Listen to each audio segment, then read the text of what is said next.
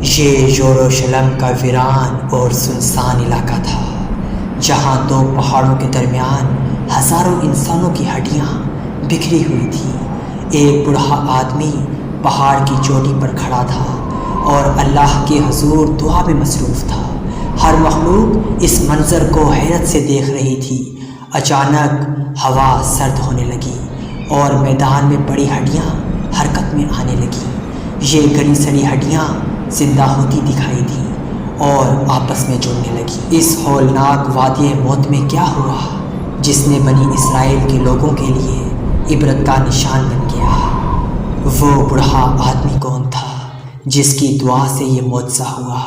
آج ہم حضرت حزقیل علیہ السلام اور وادی موت کے اس قرآنی واقعے کے بارے میں تفصیل سے جانیں گے۔ حضرت حزقیل علیہ السلام ایک نرم مزاج، صابر اور برگزیدہ نبی تھے۔ حضرت حزقیل کے والد کا نام بوزی کہان تھا، جبکہ بعض نے لکھا ہے کہ وہ حضرت یرمیہ علیہ السلام کے بیٹے تھے۔ عبرانی زبان میں حزقیل کا مطلب ہے اللہ کی قوت۔ بعض علماء نے قرآن مجید میں ذکر ہونے والے ذو الکفل کا نام حضرت حزقیل علیہ السلام کا دوسرا نام قرار دیا ہے۔ حضرت حزقیل علیہ السلام کی نبوت کا دور 622 قبل مسیح ہے۔ روایات کے مطابق آپ کے والد کا انتقال اس وقت ہوا جب آپ ابھی بچے تھے۔ جب آپ کی پیدائش کا وقت قریب آیا تو آپ کی والدہ بہت کمزور اور بوڑھی ہو چکی تھی۔ اسی وجہ سے بنی اسرائیل کے لوگ آپ کو ابن الجوز یعنی بوڑھی ماں کا بیٹا کہہ کر بلاتے تھے۔ حضرت حزقیل علیہ السلام حضرت موسیٰ علیہ السلام کے تیسرے خلیفہ تھے جو نبوت کے مقام پر فائز ہوئے۔ حضرت موسیٰ علیہ السلام کے بعد آپ کے پہلے خلیفہ یوشع بن نون تھے۔ ان کے بعد کالیب بن یحنہ بنی اسرائیل کے رہنما بنے اور پھر حضرت حزقیل علیہ السلام حضرت موسیٰ علیہ السلام کی جانشین اور نبی بنے۔ دراصل حضرت موسیٰ علیہ السلام سے لے کر حضرت عیسیٰ علیہ السلام تک کے اس طویل عرصے میں اللہ نے بنی اسرائیل کی ہدایت کے لیے کئی انبیاء بھیجے، جن کی صحیح تعداد کا علم صرف اللہ ہی کو ہے۔ ان میں سے کچھ انبیاء کا ذکر قرآن پاک میں آیا ہے، بعض کا تفصیلی ذکر کیا گیا ہے اور بعض کا مختصر۔ حضرت یوشع اور حضرت حزقیل علیہ السلام کا نام قرآن میں نہیں آیا، لیکن بعض واقعات کے حوالے سے ان انبیاء کا ذکر احادیث اور روایات میں ملتا ہے۔ جب حضرت حزقیل علیہ السلام نے نبوت کا مقام سنبھالا تو بنی اسرائیل میں بغاوت اور نافرمانی عام ہو گئی۔ جھوٹ، نکاس، رشوت، حسد، بغض اور دیگر برائیاں معاشرے میں رچی بسی ہوئی تھیں۔ لوگ بے حیائی اور بدکاری پر فخر کرتے تھے، ظلم و ستم سے خوش ہوتے تھے۔ قوم اتنے فرقوں میں بٹ گئی تھی کہ ان کی گنتی ممکن نہ تھی۔ حضرت حزقیل علیہ السلام نے اس بدترین معاشرے میں توحید کا پرچم بلند کیا۔ آپ نے اپنی قوم کو سچائی اور راست بازی کی تعلیم دی اور لوگوں کو سیدھے راستے پر چلنے کی ہدایت دی، لیکن وہ وعدے، نصیحتیں اور تبلیغ ان لوگوں کے کوئی پلے نہ بیٹھی اور وہ اپنے روش پر قائم رہے۔ چنانچہ آپ نے انہیں بنی اسرائیل پر آنے والے تباہی اور بربادی کے بارے میں آگاہ کیا۔ آپ کے حوالے سے بائبل میں ایک کتاب موجود ہے جس کا نام کتاب حزقیل ہے۔ اس میں آپ کی پیشن گوئیاں تفصیل سے بیان کی گئی ہیں۔ 550 قبل مسیح میں بخت نصر نے یروشلم پر حملہ کیا۔ یہود خوفزدہ ہو کر قلعے بند ہو گئے۔ حضرت حزقیل علیہ السلام نے مانا کہ بنی اسرائیل کی تباہی ان کے لیے ایک سزا اور عبرت ہے جو اللہ کی طرف سے دی گئی ہے۔ آپ نے اپنی قوم کو توبہ کرنے اور تمام برائیوں سے باز آنے کی نصیحت کی۔ محاصرے کا سلسلہ مہینوں تک جاری رہا اور آخرکار ایک رات لوگ شہر چھوڑنے پر مجبور ہو گئے۔ بخت نصر کی فوج نے ان کا تعاقب کیا اور انہیں قتل کر دیا۔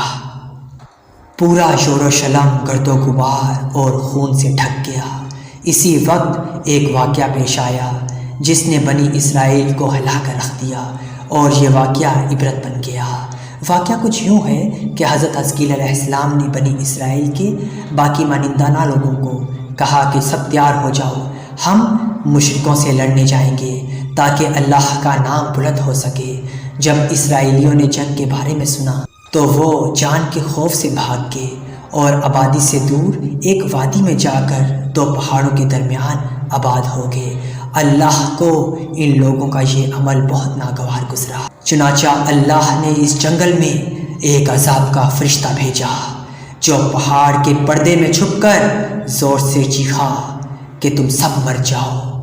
اس خوفناک چیخ کو سنتے ہی سب مر گئے۔ ان لوگوں کی تعداد 70,000 تھی۔ ان کی اتنی بڑی تعداد تھی کہ لوگ ان کی تدفین کا کوئی انتظام نہ کر سکے اور یہ لاشیں بغیر دفن کے کھلے میدان میں پڑی رہیں۔ کچھ عرصے بعد یہ لاشیں سڑنے لگیں اور جنگل اور آس پاس کے علاقہ بدبو سے بھر گیا۔ کچھ لوگوں نے ان لاشوں پر ترس کھا کر ان کے گرد دیوار بنا دی تاکہ یہ لاشیں درندوں سے محفوظ رہ سکیں۔ کچھ دن بعد حضرت حزقیل علیہ السلام اس جنگل کے قریب ان لاشوں کے پاس سے گزرے۔ اپنی قوم کے 70,000 افراد کی اچانک موت اور ان کے بے غور و کفن لاشوں کی بہتات دیکھ کر ان کا دل غم سے بھر گیا۔ آپ نے دیکھا اور دل بھر آیا۔ آپ نے دیکھا اور دل بھر کے ساتھ اللہ کے حضور دعا کرنے لگے، یا اللہ، یہ میری قوم کے لوگ تھے جو شہر چھوڑ کر جنگل میں آ گئے۔ یہ سب میرے شہر کے باشندے تھے۔